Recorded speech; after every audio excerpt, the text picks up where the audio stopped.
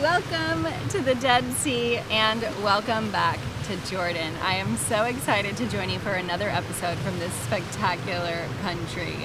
Right now we're in the lowest place on the entire planet, and in this episode not only are we going to be floating in that sea, but I'm taking you to see the Red Sea and one of the most spectacular nature reserves here in the country. In the last episode, I took you through the streets of Jordan's capital city, Amman, and the neighboring ancient city of Jerash to uncover history and try some of the local foods. From there, I rented a car and headed south to the shores of the Dead Sea, where I was very excited to see just how easy it was to float. The first thing you notice as your legs touch the sea is the salt, with every little nick or scratch stinging from the high salinity. I'm standing in the Dead Sea right now. Let's see if I can actually float.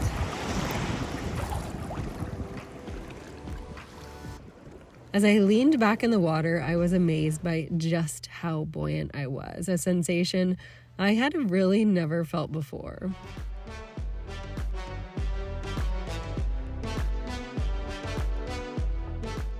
It's super easy to float here in the Dead Sea because the salinity level is extremely high. And that's not the only fun fact. This sea hasn't been connected to the Mediterranean for almost 2 million years. So there aren't many fish or crabs left in it, but there are plenty of microorganisms and bacteria still living in this body of water. The real Dead Sea experience also involves getting slathered up in the famous mud of the Dead Sea for a full beachside spa day. Got a little carried away there.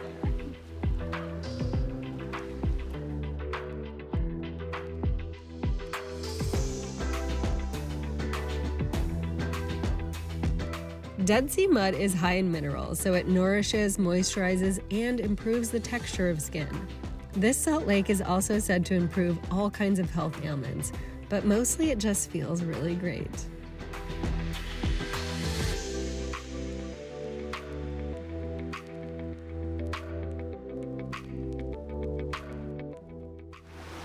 I'm lathered up in mud and I think I'm starting to crisp a little bit. I've got to let this dry for about 15 or 20 minutes before I get back in the sea and give myself a good rinse. Now there are so many beauty products made from Dead Sea mud and from the salt from this sea as well. I'm sure that you've seen them. This is definitely the largest mud mask I've ever done. And I can definitely feel it starting to dry, which is a definite weird sensation. But I guess I'm gonna just sit here and dry, and I'll see you guys back in the sea. After letting the mud soak in for 15 minutes, you rinse, scrub with salt, and then rinse again. And that is the official Dead Sea Spa experience.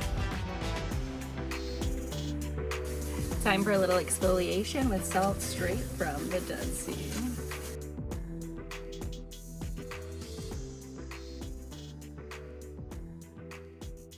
I just rinsed off. I am feeling rejuvenated and exfoliated. If you are coming to Jordan, you definitely can't miss coming to the Dead Sea.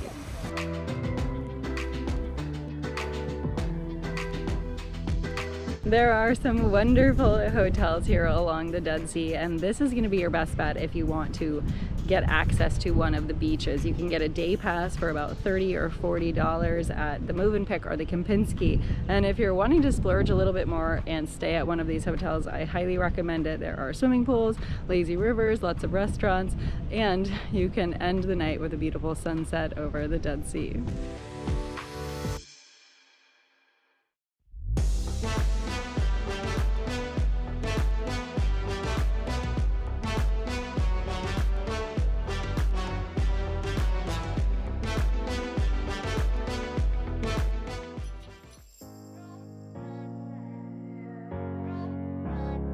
I hope you're ready for a wet and wild adventure. Located next to the Dead Sea, this is Wadi Mujib. It's the Grand Canyon of Jordan and the lowest nature reserve on Earth. And we're gonna head in the river and head up this canyon.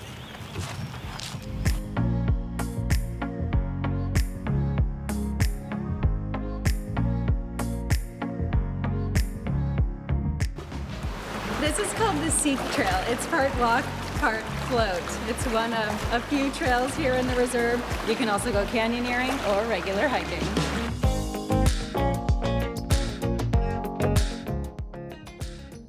The Wadi Mujib River cuts through these huge sandstone canyons and eventually enters the Dead Sea at 410 meters below sea level. I've done the Narrows in Utah several times, and this place reminds me so much of it. But the nice thing about this place, when you compare it to Utah, is that it's warm. The area was protected as a reserve in 1987 and has since become a biosphere reserve as well. The river is fed by 7 tributaries, which means it has water all year long and supports a large amount of biodiversity. It is in an extremely water-scarce place, though, and as more resorts are built along the Dead Sea and more livestock grazed in the country of Jordan, this river could easily be reduced to a trickle in the years to come. At the entrance, visitors can rent life jackets and buy water shoes to walk up the 1.5-kilometer river trail that is full of fun ladders, waterfalls, and currents that I loved traversing. We're just about to start one of the most exciting parts of this canyon. Up some ropes and waterfalls.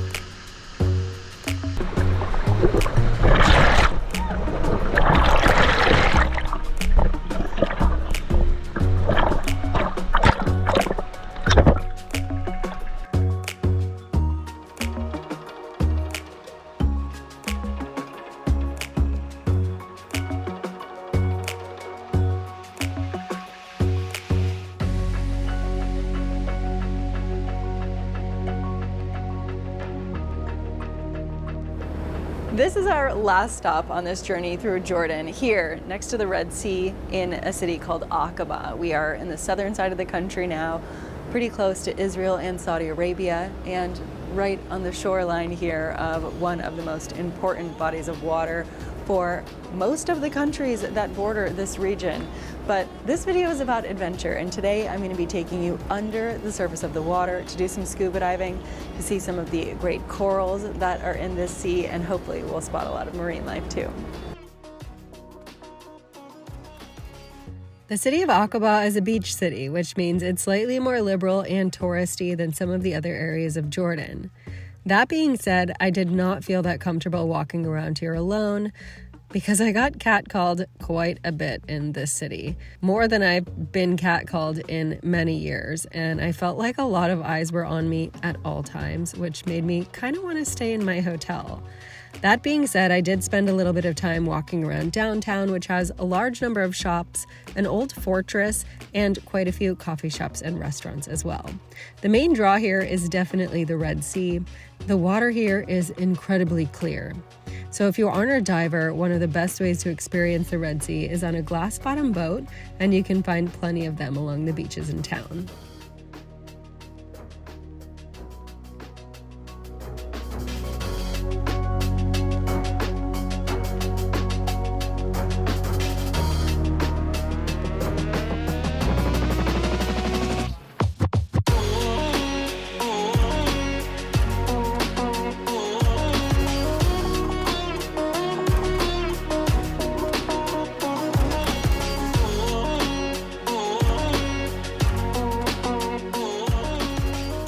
enough, I was on my dive boat and jumping in the water near the shoreline at two of the most popular dive spots here in Aqaba. Now, the King of Jordan actually loves scuba diving, so he has made quite a few man-made diving locations in this area. There are a few planes, there are over a dozen pieces of old military equipment, and there's also several hundred meters of sunken netting that helps the corals grow.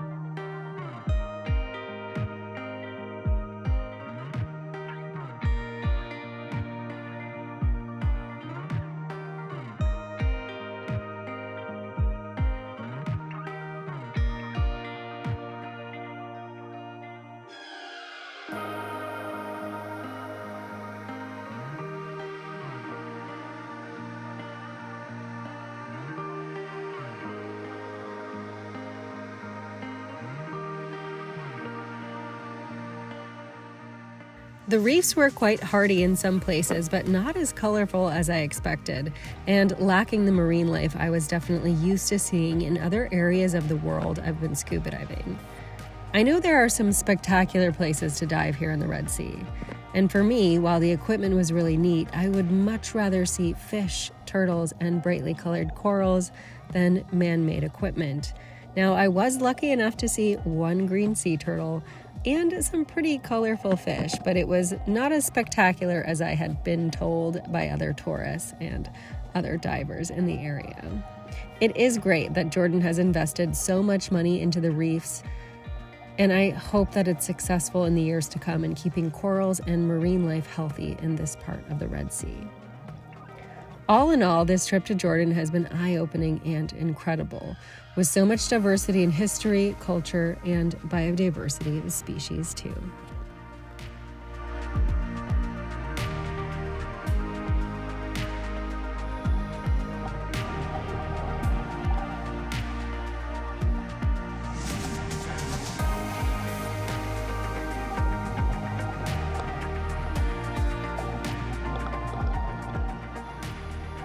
Jordan is certainly a country that offers a unique blend of history, culture, and thrill-seeking. We have seen so much, from the grandeur of Petra to the Wadi Desert to right here at the Red Sea, and even gotten to try some of that famous Jordanian cuisine. I hope you guys have enjoyed joining me on another adventure. As always, I'm Alice Ford. Never stop exploring.